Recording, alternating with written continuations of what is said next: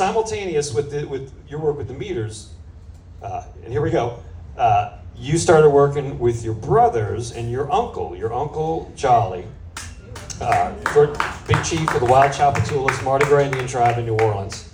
He wanted to do some Indian songs. He gathered together you and Art and Charles, your saxophonist brother, and Aaron to collaborate on making this record called The Wild Tchoupitoulas. And that was the first time, right, that all four of the Neville brothers participated on a recording session like that, right? And that was the genesis right there of the Neville brothers. I tell everybody, that was the Nevilles too, right? We were the band. Yes. Yeah, and y'all were playing. That was the on first Neville Brothers record. Essentially, it was called The Wild Tchoupitoulas. Basically, but that was the Neville Brothers, the Meters, and the Wild Tchoupitoulas. Never happened before, never happened again. And basically that music right now is in the Library of Congress registered as a national treasure of indigenous music. And but without the elements that went into it, it couldn't have never came out the way it did. Because it goes back to Art Neville and the Neville sounds. It goes back to that same, the root of that gumbo, was went in the studio. So that basically was the first Neville Brothers record, And Charles was living in New York.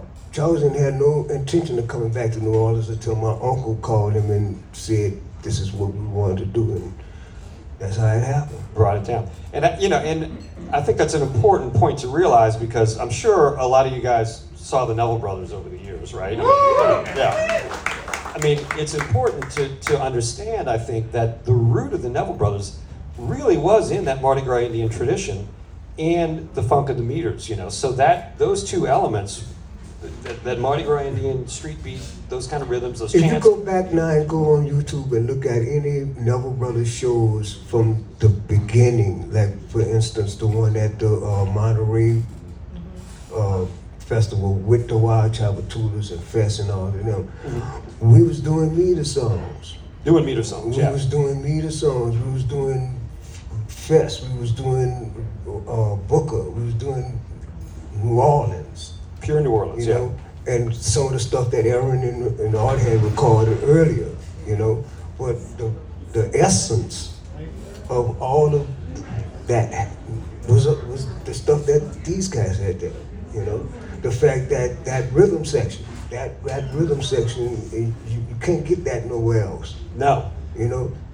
But you got people trying it. They got 99 different bands out here right now that's got careers. They got actual careers because they know a few meters riffs. Yeah. That meters rhythm section was so powerful, it just made the ship shudder. Did you guys just talking about it made the ship shudder? I'm gonna tell you the irony of that.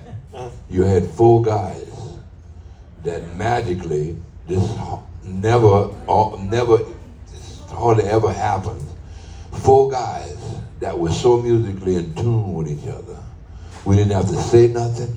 We could just look at each other and know what to play. And that was a certain telepathy that we had. And that was the creator just got these four guys to do that, to be able to do that musically. And a lot of people wouldn't understand that if you're not a musician, that kind of telepathy that you have with your other guy here.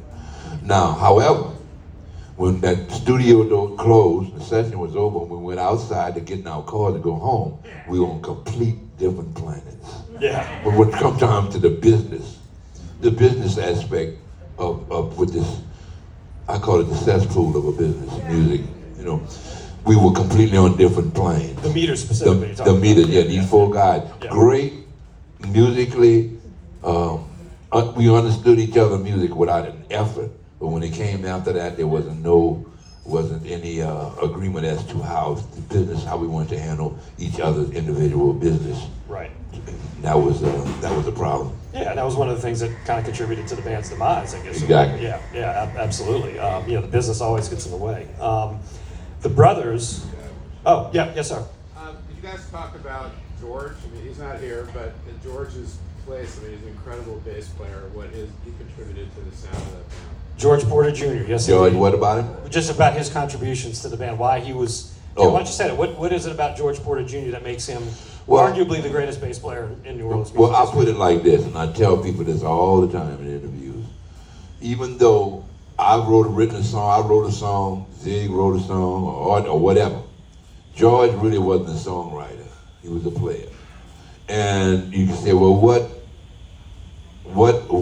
advantage did that George have? I mean, what did he do? I mean, what was the big deal? And I would say for each one of them, if I wrote a song, that song could not have eventuated and manifested itself with Tom, Dick, or Harry.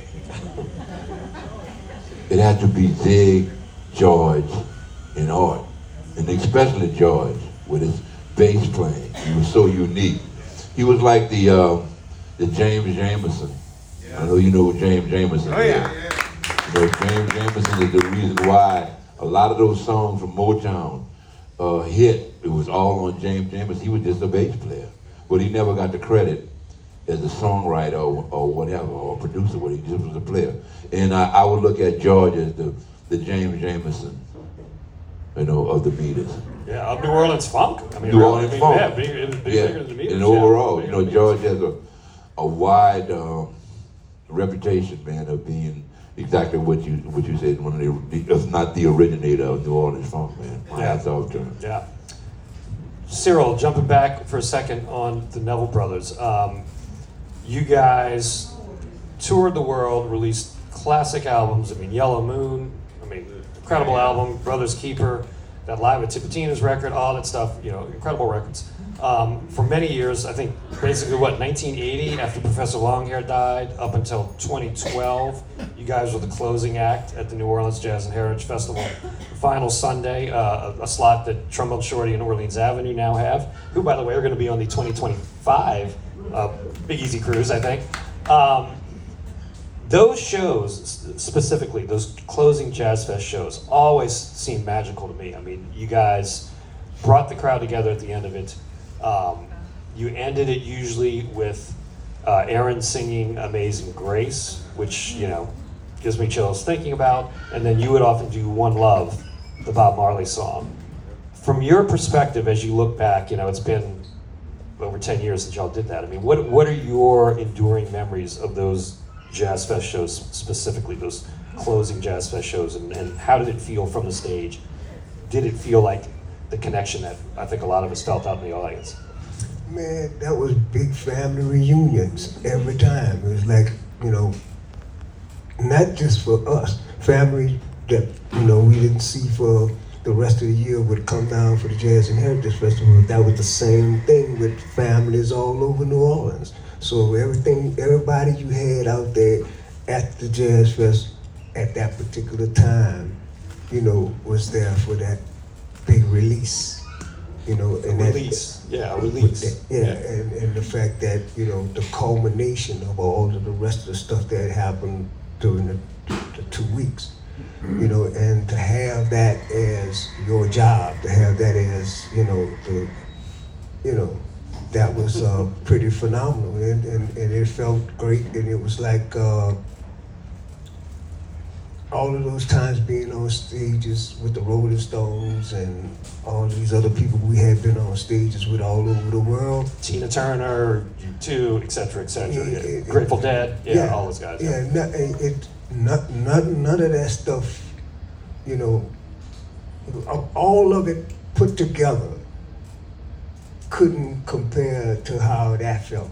Standing on stage in New Orleans and looking at seeing your family, seeing people you grew up with, you went to school with, the people who work at the festival, who you know as Joe Blow during the rest of the week, but now they got that T-shirt on and now you can't pass. But you know who I am. Yeah, you don't get no more special than that. You couldn't even get that at